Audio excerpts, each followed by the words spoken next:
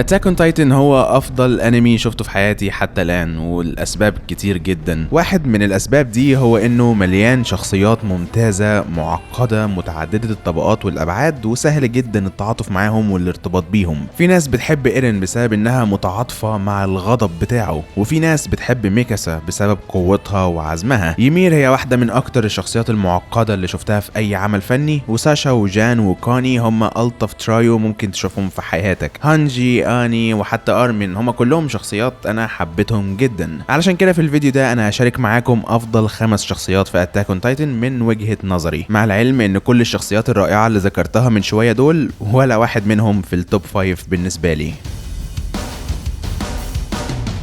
ايوه، التوب 5 ده مش هتشوف فيه ولا ايرين ولا ميكاسا ولا ارمين. ده طبعا مش معناه انهم شخصيات وحشه، بل حقيقه ان شخصيات محبوبه زي دي ما دخلتش التوب 5 عندي هي دليل قوي على ان المسلسل ده كل شخصياته تقريبا ممتازه. طبعا الرانكينج ده مجرد رايي الشخصي وليك كامل الحريه انك تختلف معايا، بس حابب اوضح ان تقييمي للشخصيات مش معتمد على توجههم الاخلاقي، ومش معتمد برضو على مدى قوتهم. تقييمي للشخصيات معتمد بالكامل على قد ايه هم ويل ريتن، قد ايه مكتوبين بعناية. والصراحة مش هنكر ان الشخصيات الباداس ممكن تأثر عليا شوية، بس هحاول على قد ما اقدر ما اخليش ده عامل كبير في التقييم. قبل ما نبدأ القايمة هقول تحذير بديهي، في حرق لكل احداث المانجا والانمي.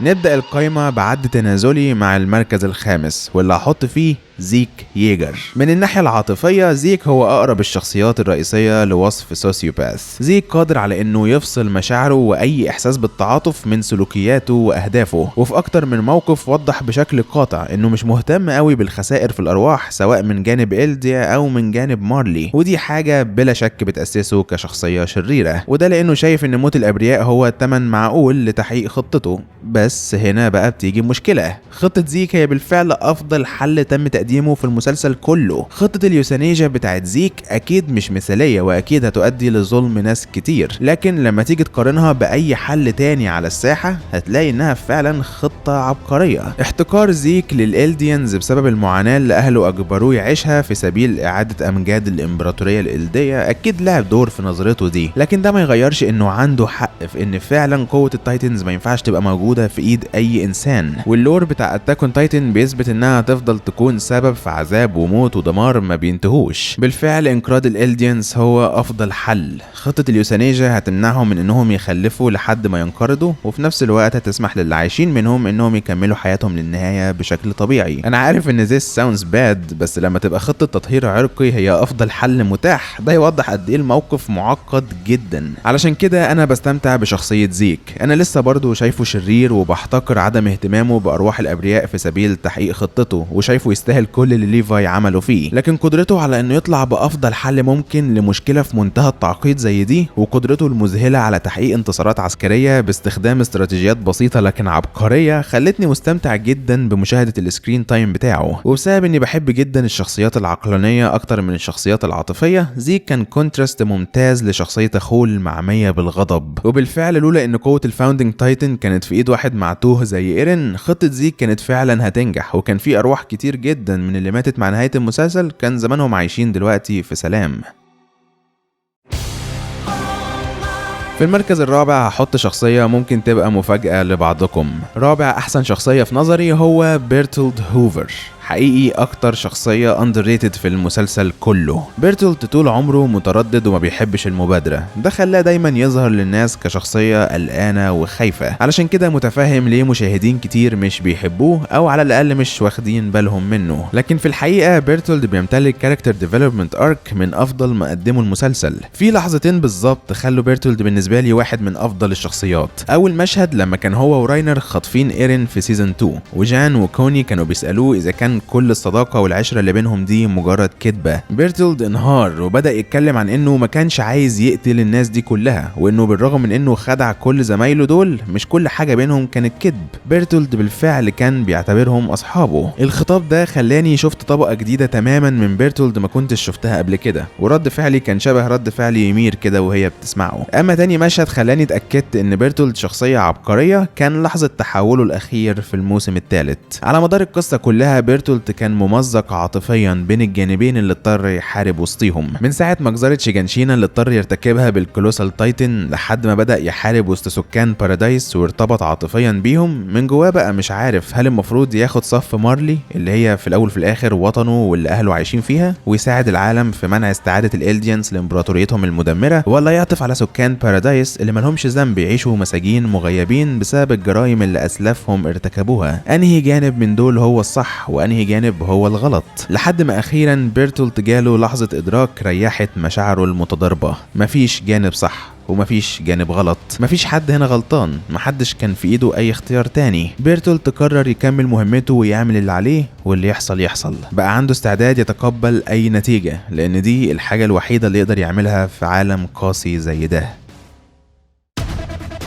في المركز الثالث ليفاي أكرمان. وجود ليفاي في التوب 5 أكيد مش مفاجأة لأي حد منكم، بل ممكن المفاجأة لبعضكم إنه في المركز الثالث مش الأول. زي ما قلت أنا هحاول أخلي موضوع الباد أسري ما يكونش عامل أساسي في تقييمي، لأني لو خليته عامل أساسي فليفاي هياخد الفيديو كله لنفسه مش المركز الأول بس. هو قوة ليفاي ومهاراته وكونه وان مان ارمي وأقوى جندي في إلديا كلها هي عوامل بتخليني أعشق الشخصية دي واستمتع بالسكرين تايم بتاعها، لكن مش هو ده السبب اللي مخليني بعتبره من افضل الشخصيات. اكتر صفة بتخليني احب ليفاي فعلا هو مدى حبه وولائه لزملائه، ومش بس زملائه اللي اعلى منه او زيه في الرتبة، بل كمان تقدير كبير لارواح كل الجنود اللي تحتيه. مش قادر احدد لحظة معينة هي اللي خلتني احب ليفاي لانهم كتير، بس بلا شك في لحظات معينة بتيجي في دماغي لما بفكر في الموضوع ده. موت اصحاب الطفولة بتوعه ورد فعله على موتهم، رد فعله على موت افراد ليفاي سكواد، وطبعا تعلقه الشديد بإيرفين سميث واللي موته أثر على ليفاي بشكل واضح. لكن زي ما عنده حب وتقدير شديد لزملائه، ليفاي ما بيسمحش لمشاعره بأنها تخرب مهمته، وده مش أنانية منه بل احتراما لجهود زملائه دول. ده كان واضح جدا لما زيك حول كل جنوده لعمالقة. بسهولة تقدر تشوف الحزن الشديد اللي ليفاي كان حاسس بيه، لكنه بالرغم من كده قتل كل العمالقة اللي كانوا زملائه في يوم من الأيام، وده لأنه لو ما عملش كده كان هيموت من غير ما ينفذ مهمتهم، وكان حيواتهم كلها هتضيع هباء.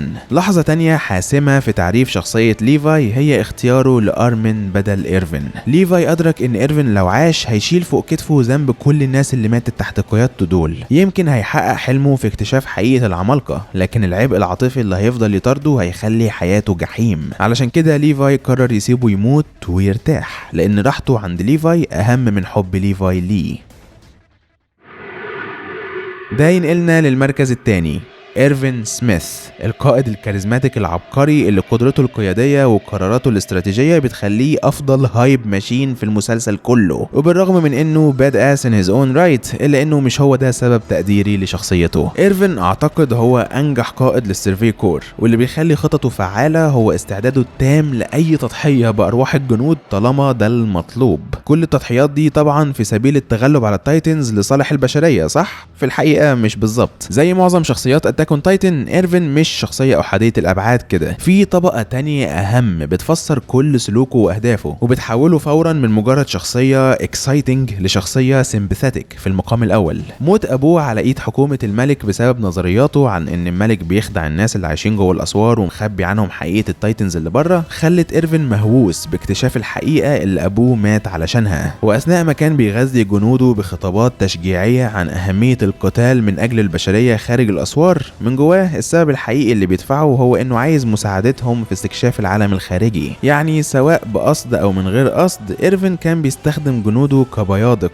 علشان يحقق حلمه باكتشاف الحقيقة. ولحد اخر لحظة إيرفين كان ممزق ما بين اختيارين، يختار انه يقود جنوده في المعركة ويموت معاهم في سبيل هزيمة البيست تايتن، او انه يسيبهم يموتوا ويسيب البشرية تخسر المعركة ويروح هو القابو اللي بيفصلوا عنه خطوات ويكتشف الحقيقة اللي طالما كان بيحلم بيها. ومن كتر ما هو كان نفسه يكتشف حقيقة القابو ما بقاش عارف ياخد القرار، بقى حاسس انه لو قرر بنفسه هياخد القرار الاناني وهيروح للقابو. علشان كده ليفاي رحمه من عبء القرار ده وقرر هو بداله، وقال له ضحي بحلمك وروح موت مع جنودك. وده بدل ما يرعب إيرفين خلاه حس بالراحة انه مش مضطر ياخد قرار زي ده. وبالفعل مع اعظم خطاب في المسلسل كله، إيرفين بيقود جنوده للموت علشان يدوا فرصة لليفاي انه يهزم البيست تايتن.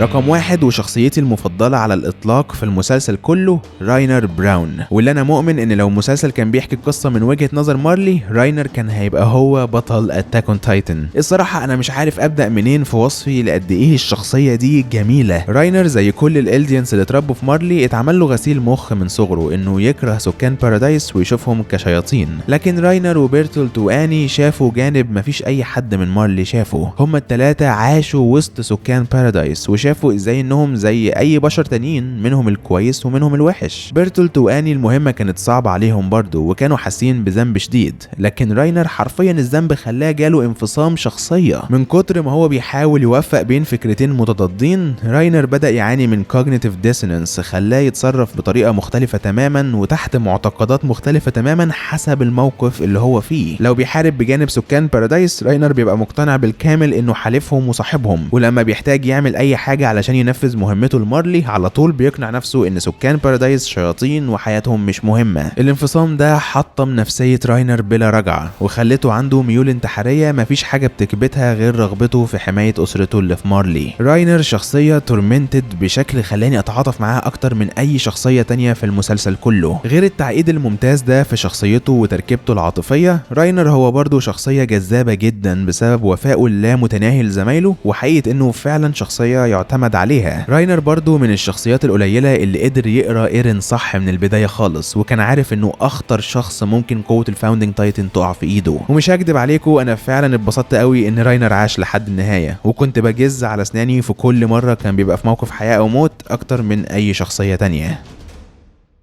دول افضل شخصيات من وجهة نظري، وزي ما قلت خدوا كل حريتكم في الاختلاف معايا وقولوا لي في التعليقات ايه التوب 5 بالنسبة لكم وليه. ولو حبيتوا الفيديو ما تنسوش لايك وسبسكرايب وتفعيل الجرس للقناة دي والقناة ستوري تايم واللي تبقى قناتي الرئيسية. شكرا للمشاهدة واشوفكم الفيديو الجاي.